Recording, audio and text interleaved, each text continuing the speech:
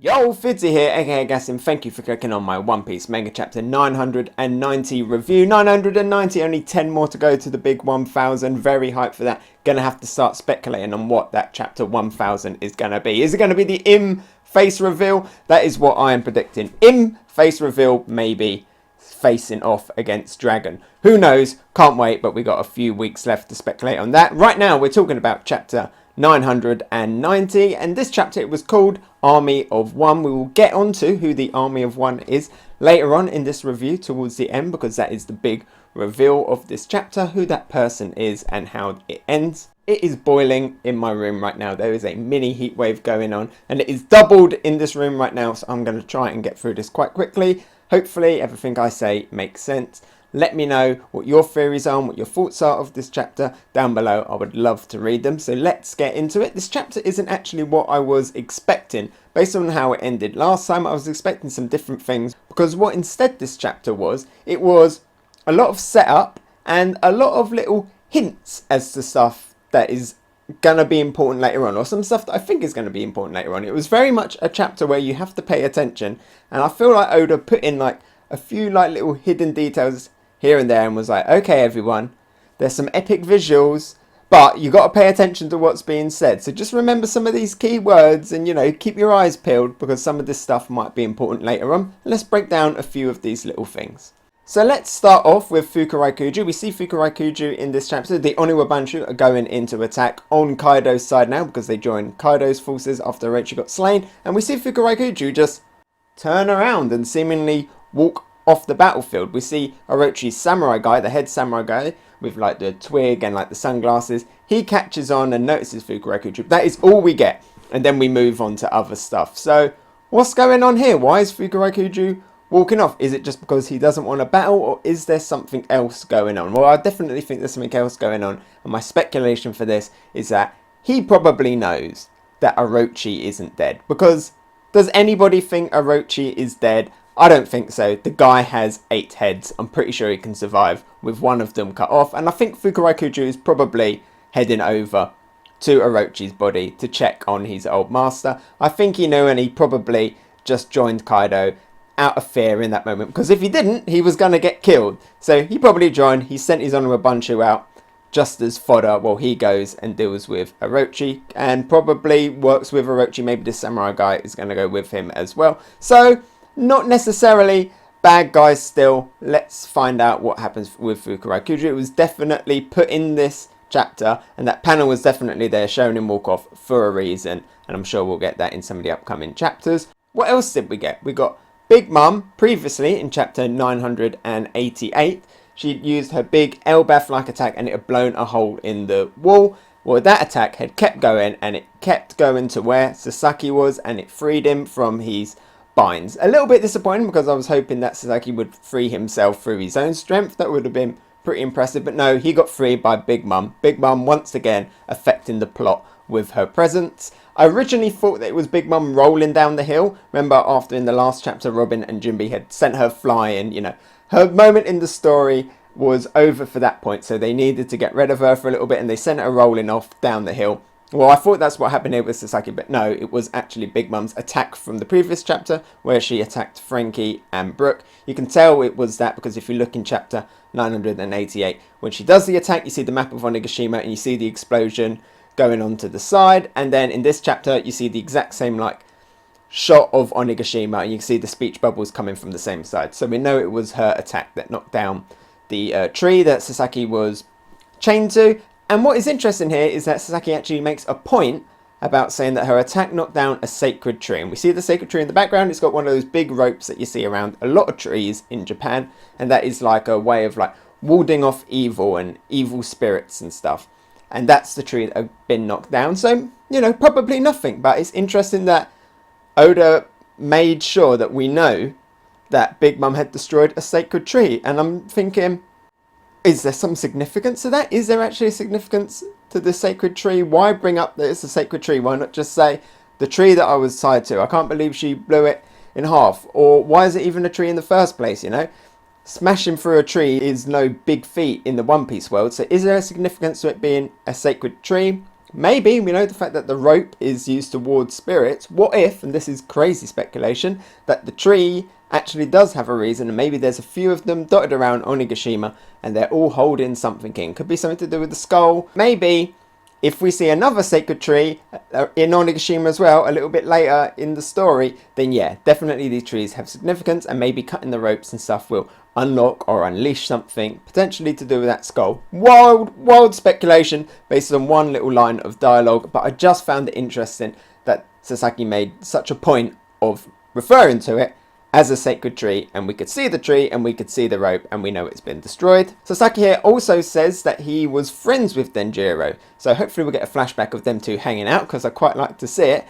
But that's also interesting, because are we gonna get like a new confrontation with Denjiro and Sasaki? Is Sasaki going to get his revenge on Denjiro? I doubt it, because Denjiro is currently on the roof fighting Kaido, unless that's where Sasaki goes and joins in and interrupts that battle. Or could we get something later on? I'm sure maybe in World of Possibilities, after Denjiro's fought Kaido, he could go and fight Sasaki, or Sasaki could go up, like I said, and interfere in that battle. Or could the fact that they were once buddies come back in the story later on through a different means? Maybe Sasaki ends up helping Denjiro because they used to be friends, or vice versa. You know, Denjiro had this whole different life for a long time. I'm not saying he's going to turn traitor, but I think the fact that they were buddies as well could be something important going forward, and I'm excited to actually find out what that relationship is, and maybe see via some flashbacks or something more of how Denjiro as Kyushiro was living his life during those 20 years. Let's keep the wild speculation going. How you finding it so far? Are some of these ridiculous and crazy? Should I just ignore some of the things that are being said? Ulti is back, and we get a lot more of Ulti and Pei. Ulti says in this chapter that she couldn't keep up to Yamato, which explains why Ulti and Yamato weren't fighting last time we saw Yamato, because Ulti had run up a wall and escaped, so she couldn't pursue him anymore. Okay, fine. But that's a little bit interesting as well. Once again, highlighting the fact that Yamato had run up a wall and escaped. We knew that Yamato was referred to as a character that is going to be hard to capture, and that was just an initial thing that we found out about Yamato, that Yamato is someone that's going to be really hard for the Topyoropo to get a hold of, and we later find out that it's because Yamato is actually really strong. But also here, it's once again hitting that Yamato is actually really athletic, really good climber, obviously scaled the wall really quickly with very little effort. Could there be any more in this? Could this be some kind of hint towards Ulti's hidden power, or a hidden power, a devil fruit maybe, a zone like everybody else in Wano in the Beast Pirates? Maybe it would be pretty cool if Yamato had something similar to like a gecko, something that would allow Yamato to really quickly scale a wall, some kind of ancient insect or something. So another possibility, maybe a hint, maybe not. Gecko, tree frog, ancient insect, anything like that, I could easily see Yamato having as a devil fruit. Next, and this is probably the most interesting piece of information in this entire chapter, and this was Hyogoro. He sees Luffy go, "Gear! Forth!" And Hyogoro says, "There it is again. Why does he look like an ancient guardian?" So let's talk about this, right? Because we've had a lot of stuff in Wano dealing with the past, and you know, the new world, the coming of the new world, the dawn of the world, and the return of Joy Boy, and a lot of stuff about prophecies and stuff. And there's been a lot of speculation, a lot of theory that this is probably going to link to Luffy, and that maybe Luffy is somehow like a descendant of Joy Boy, or even has somehow in the future ended up in the past and affected all of the stuff that we know about. And then a lot of that stuff has then come through the rest of history, or the Willa D stuff has been connecting all the way through, or the Straw Hat. We definitely think that there is some kind of connection going on with everything that's happened in the past, and Joy Boy and Luffy. And we're getting another connection here to something from the past that is connecting with Luffy. This time it's his Devil Fruit. What could this mean? Could this mean that somebody in the past in Wano used to have Luffy's Devil Fruit, the Gum Fruit, the Rubber Fruit, and was doing similar powers to Luffy? Maybe it's just an inevitable thing that you would have the gear abilities like what Luffy has, or even crazier, maybe it could be Luffy himself. But it could be that somebody in the past actually had Luffy's Devil Fruit. So it's not just Willardy and the Straw Hat, it's also the Devil Fruit that is getting passed along. Could it have been Joy Boy, the original Joy Boy, or somebody else, the original founder of the Willardies, or whatever? But I think it's just very interesting, and I fully expect that when we find out more about this and all these ancient guardians will get more information, they are probably going to resemble all of Luffy's different gear abilities, and maybe some that we haven't even seen yet. And if you remember, when Brook was scouting around Orochi's castle, he found the poneglyph, but before he found the poneglyph, he said, what are these? These like dolls, like clay dolls, statues around the poneglyph. We never found out what they were. He never talked about them more because it was dark, and then he got too distracted by the fact that there was a poneglyph.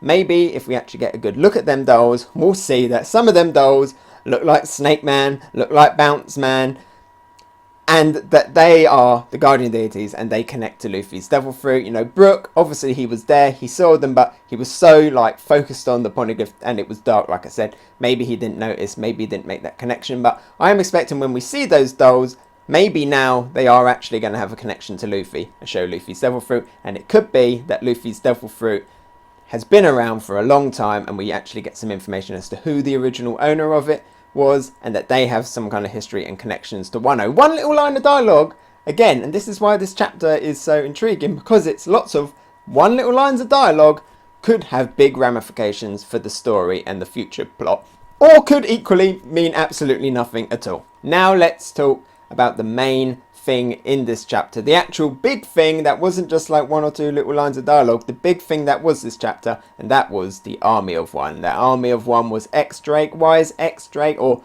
I know it's not X-Drake, I know it's like, what is it, like DSS Drake or whatever it is, the Roman numeral, but it's easier just to call him X-Drake. X-Drake. Why is X-Drake the Army of One? He's the Army of One because he is the Marine representative here in Wano, and he is the only one there as far as we know, so he is an Army of One.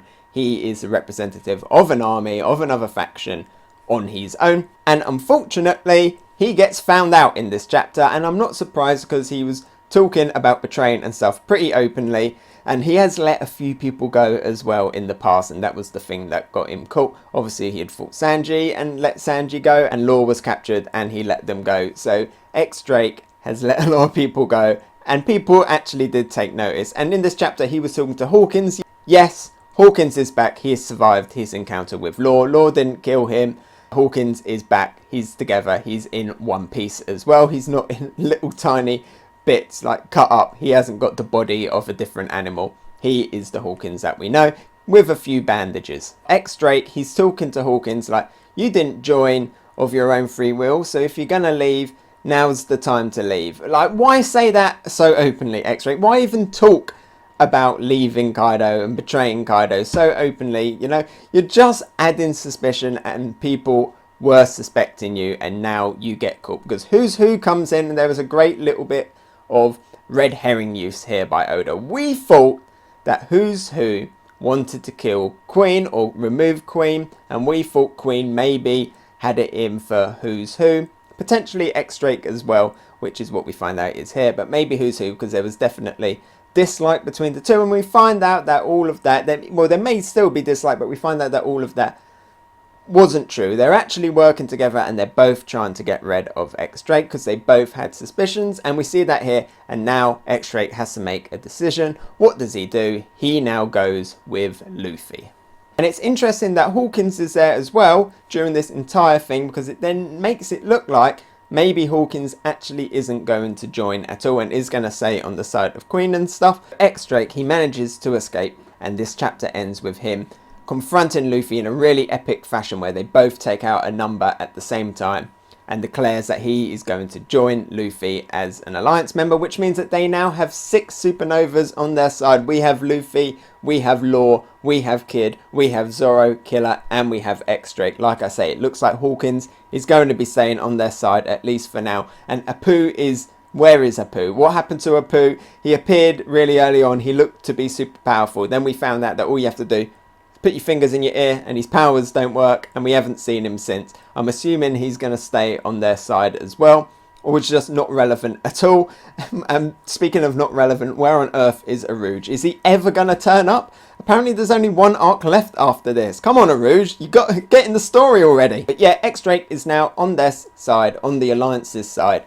Really cool moment, and I'm actually really looking forward to finding out how Luffy and X-Drake are going to interact. We get a little flashback of Kobe here saying that Luffy is amazing. So obviously Kobe and X-Drake have been working together, and Kobe is the #1 Luffy fan. So they already got a connection there. I'm sure a friend of Kobe's is a friend of Luffy's.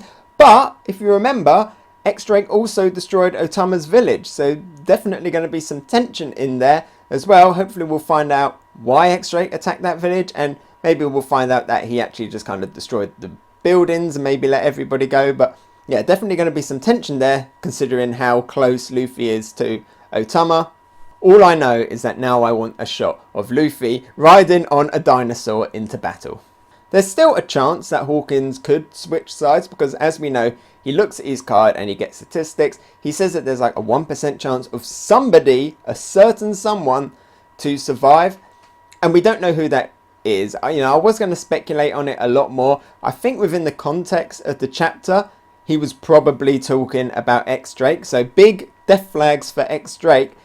Or maybe it was in that one moment where he was about to get executed, which I will touch on in a little bit.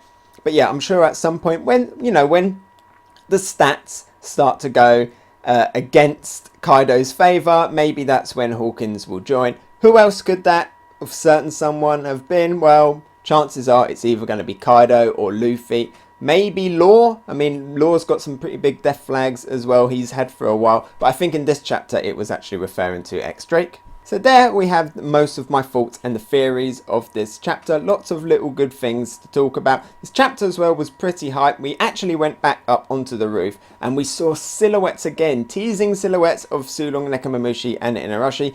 Inuarashi is definitely looking really awesome. He's got like a proper wolf-like snout. And Nekomamushi just looks like a big ball of hair with a face. We don't actually see them in full, but what we see is Jack in mammoth form. He is taking on Sulongs, knocking them out of the way as if they're pedestrians in Grand Theft Auto. We finally get Nekomamushi and Inuarashi going in versus Jack, so we are going to get Sulong, Nekomamushi and Inuarashi versus Jack. Really hyped to see that. Unfortunately, we cut away. Please, do not let us go back and that fight has already been over. I want that fight in full. An entire chapter, please, of that. I'd love to see it. I'm really hyped to see that. It was one of my big wish lists for Wano, so it looks like we actually finally getting that. This chapter as well, as I said at the beginning, wasn't what I was expecting. I was expecting this chapter to go from where we left off last time with all of the Straw Hats fighting the All-Stars and everyone. All we get is a few of the Straw Hats fighting the numbers, the All-Stars, King and Queen, the Calamities. They're just chilling. They're just chilling up on the stage, which is really disappointing. When are they actually going to get in the fight? Jack is in the fight and doing awesome. Come on, Queen. Come on, King. Get in the fight already. Find your opponents and start fighting them. When their Straw Hats are fighting the numbers, we have Zoro, and he cuts one of their clubs in half. There's a really funny scene where it's about to go flying and crush everyone, and then Jinbe saves them. Second it happened, I was like, oh, that's really cool that Zoro cut him and saved everyone's life. But wait a minute, isn't that club still going to fall? And then we cut away to like X-Drake and he's like being tortured by Queen and it looks like he's about to get killed. And then there's this like random explosion and X-Drake just gets away. And that's really confusing. It's probably the weakest part of this chapter because I looked at it a few times now and I still can't kind of tell what happens. It looks like something comes flying in from the outside. I wasn't sure if it was like X-Drake himself did something to cause the explosion, like Pedro's style, or if something else has come in. It looks like something else has come flying in. I'm wondering if it was that big club thing. You couldn't really see it, but maybe Jinbe blocked it and then pushed it off and it went flying into the stage. Not sure. Don't know how X-Drake escaped. Weakest part of the chapter for me overall. And as well, that a little bit of confusion with what actually happened to Sasaki and how we get out. I thought it was Big Mum rolling down the hill because that was the last thing we saw of her, but no, it was her attack from a few chapters before. So yeah, maybe a little bit of a mixed chapter really. There was so much information crammed into one chapter that I think that actually kind of went against it because some bits did seem a little bit rushed, and especially when we were skipping around so much. I really wish we would actually finally get into seeing Sulong, Nekomamushi and Inuarashi, and it actually explained what happened with X-Drake escaping a little bit more. But some very hyped stuff, some good things to speculate on, especially the comments about Hyogoro regarding Luffy, and maybe even Hawkins and a certain someone, even though I'm pretty sure it was probably just X-Drake for this particular chapter. Overall, I would give this one a purple tier. Hey, so thanks for watching. What did you think? Let me know about it in the comments below. And if you enjoyed my video, maybe give it a like, and if you really liked it, why not subscribe? You can follow me on Twitter, Instagram and Twitch. Oh, and here's a related video you might enjoy, and something more fresh. I've been Hegassen, and I'll talk to you next time. Bye!